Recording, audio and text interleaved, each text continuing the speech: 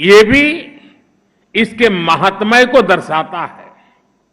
मैं एक बार फिर आप सभी का हृदय से स्वागत करता हूं, अभिनंदन करता हूं। अभी यहां मिलेट्स पर स्मारक डाक टिकट और सिक्के का भी विमोचन किया गया है। यहां बुक ऑफ मिलेट स्टैंडर्ड्स को भी लॉन्च किया गया है और इसके साथ ही आईसीएआर के Indian institute of millets research को ग्लोबल सेंटर ऑफ एक्सीलेंस घोषित किया गया है। और यहां मंच पर आने से पहले मैं एग्जीबिशन देखने गया था। मैं आप सबसे भी, और जो लोग इन दिनों दिल्ली में हो या दिल्ली आने वाले हो, उनसे भी आग्रह करूंगा कि एक ही जगह पर मिलेट्स की पूरी दुनिया को समझना, उसकी उपयोगिता को समझना, पर्यावरण के लिए, प्रकृति के लिए, स्वास्थ्य के लिए, किसानों की आय के लिए, सभी पहलुओं को समझने के लिए ये एग्जीबिशन देखना मैं आप सबको आग्रह करूंगा, जरूर देखें। हमारे युवा साथी किस प्रकार से नए नए स्टार्टअप लेकर के इस फील्ड में आए हैं, ये भी अपने आप में प्रभावित करने वाला है।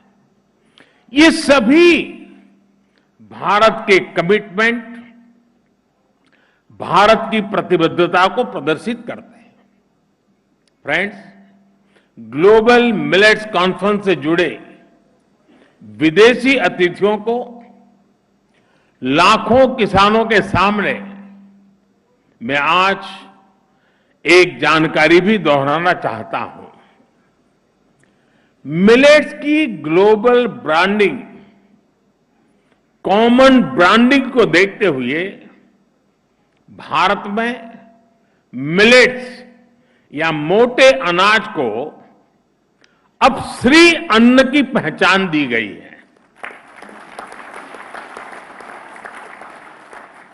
श्री अन्न केवल खेती या खाने तक सीमित नहीं है। जो लोग भारत की परंपराओं से परिचित है, वो ये भी जानते हैं कि हमारे यहां किसी के आगे श्री ऐसे ही नहीं जुड़ता है। जहां श्री होती है, वहां समृद्धि भी होती है और समग्रता भी होती है। श्री अन्न भी भारत में समग्र विकास का एक माध्यम बन रहा है। इसमें गांव भी जुड़ा है, गरीब भी जुड़ा है। श्री अन्न यानी देश के छोटे किसानों की समृद्धि का द्वार। श्री अन्न यानी देश के करोड़ों लोगों के पोषण का कर्णधार। श्री अन्न यानी देश के आदिवासी समाज का सत्कार।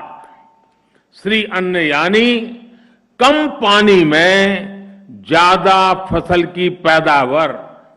श्री अन्न यानी केमिकल मुक्त खेती का बड़ा आधार। श्री अन्न यानी क्लाइमेट चेंज की चुनौती से निपटने में मददगार। साथियों, हमने श्री अन्न को ग्लोबल मूवमेंट बनाने के लिए लगातार काम किया है। 2018 में हमने मिलेट्स को न्यूट्री सीरियल्स के तौर पर घोषित किया था। इस दिशा में किसानों को जागरूक करने से लेकर बाजार में इंटरेस्ट पैदा करने तक हर स्तर पर काम किया गया। हमारे यहां 12-13 राज्यों में प्रमुखता से मिलेट्स की खेती होती है, लेकिन इनमें घरेलू खपत प्रति व्यक्ति, प्रति माह 2-3 किलो से ज्यादा नहीं थी। आज ये बढ़कर 14 किलो प्रति माह हो गई है। यानी 2-3 किलो से बढ़कर के 14 किलो। मिलेट फूड प्रोडक्ट्स की बिक्री भी करीब 30% बढ़ी है। अब जगह जगह मिलेट कैफे नजर आने लगे हैं। मिलेट से जुड़ी रेसिपीज के सोशल मीडिया चैनल्स बन रहे हैं। देश के 19 जिलों में मिलेट्स को one district one product scheme के तहत भी सिलेक्ट किया गया है। साथियों, हम जानते हैं कि श्री अन्न उगाने वाले ज्यादातर किसान छोटे किसान हैं, मार्जिनल फार्मर्स हैं, और कुछ लोग ये जानकर जरूर चौंक जाएंगे कि भारत में मिलेट्स की पैदावार से करीब करीब 2.5 करोड़ छोटे किसान सीधे जुड़े हुए हैं। इनमें से ज्यादातर के पास बहुत कम जमीन है और उन्हें जलवायु परिवर्तन की चुनौतियों का भी सबसे ज्यादा सामना करना पड़ता है। भारत का मिलेट मिशन श्री अन्न के लिए शुरू हुआ ये अभियान देश के 2.5 करोड़ किसानों के लिए वरदान साबित होने जा रहा है।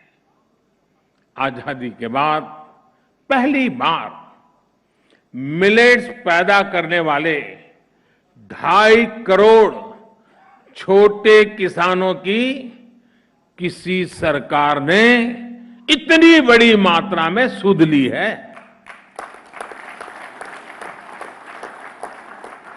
जब मिलेट श्री अन्न का मार्केट बढ़ेगा तो इन 2.5 करोड़ छोटे किसानों की आय बढ़ेगी।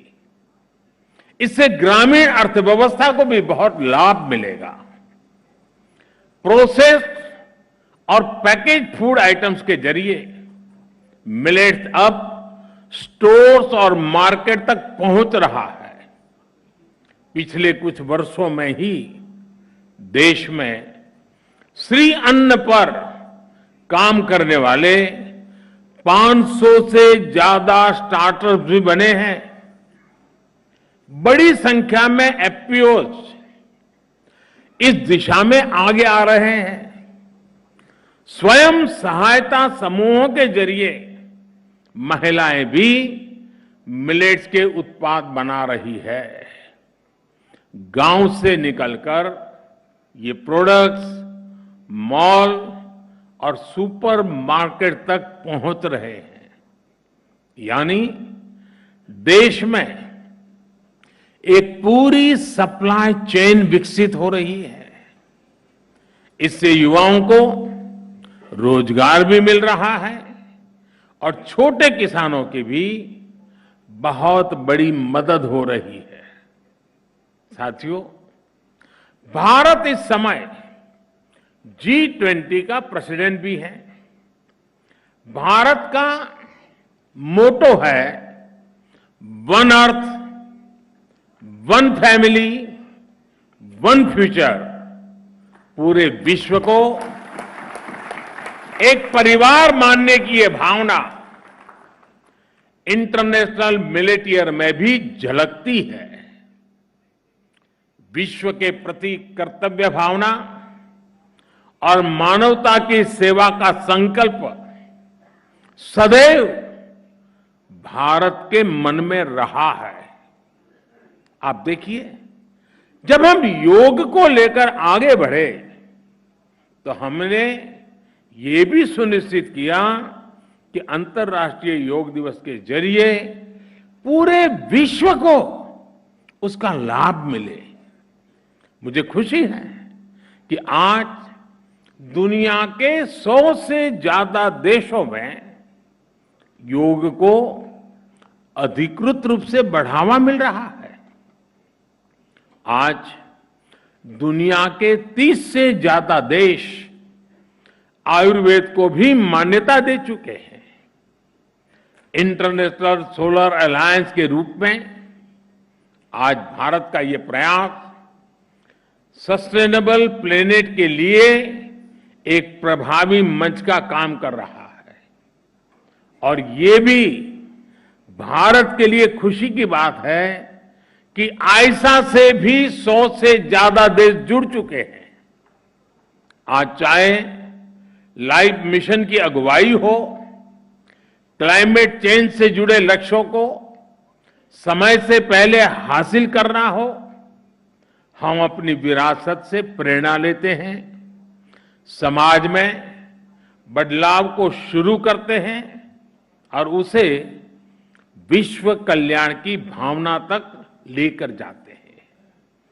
और यही आज भारत के मिलेट मूवमेंट में भी दिख रहा है। श्री अन्न सदियों से भारत में जीवन शैली का हिस्सा रहा है। अलग अलग क्षेत्रों में ज्वार, बाजरा, रागी, सामा, कांगनी, चीना, कोंदो, कुटकी, कुट्टू जैसे कितने ही श्री अन्न भारत में प्रचलन में है। हम श्री अन्न से जुड़ी अपनी कृषि पद्धतियों को, अपने अनुभवों को विश्व के साथ साझा करना चाहते हैं। हम विश्व के पास जो नया है, दूसरे देशों के पास विशेषताएं हैं, उसे भी सीखना चाहते हैं। सीखने का भी हमारा इरादा है। इसलिए जिन मित्र देशों के एग्रीकल्चर मिनिस्टर यहां उपस्थित है, मैं उनसे विशेष आग्रह है कि हम इस दिशा में एक स्टेबल मैकेनिज्म डेवलप करें।